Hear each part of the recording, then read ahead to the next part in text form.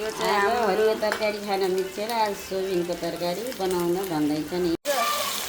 ल हेर्न सक्नुहुन्छ वहाँ रङ बद्लिसकेको छ सब्जीले। राख्नुहोस् फेरि गाइज।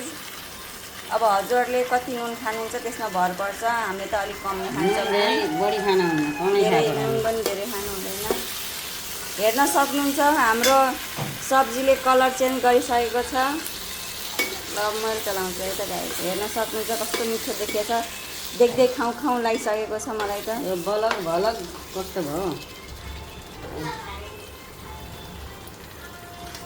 हेर्न सक्नुहुन्छ यी गाइज। हाम्रो अब भइसकेको छ। मम्मीले निकाल्न लाउनु भएको छ, निकाल्नु भयो। ल हेर्न सक्नुहुन्छ कस्तो मिठो देखिएको छ। हेर्दै खाउँ खाउँ लागिसकेको छ गाइज मलाई त। हेर्नु मम्मीले स्वाबिन हाल्नुभयो। अब स्वाबिन राखेर पराउनु परेको हुन्छ। अलिकति चलाउनु छ पराउनु। हेर्न सक्नुहुन्छ गाइज मजासँग चलाउनुहोस्।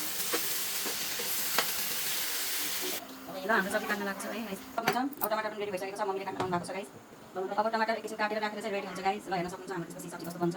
हेर्न सक्नुहुन्छ हामीले टमाटर काटेर रेडी गर्न सक्नु भएको छ। सक्नुहुन्छ मम्मीले टमाटर राखिसक्नु भएको छ। छोपिनुहोस् फेरि एकचोटि। हेर्न सक्नुहुन्छ गाइज। अब मैले राख्छु है त कस्तो भएको छ है त। मिठो भएको छ।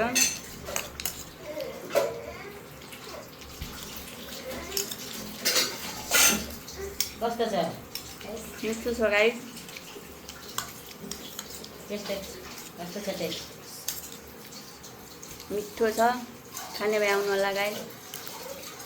यो चाहिँ मेरो फर्स्ट भ्लग हो। सपोर्ट गर्नु होला।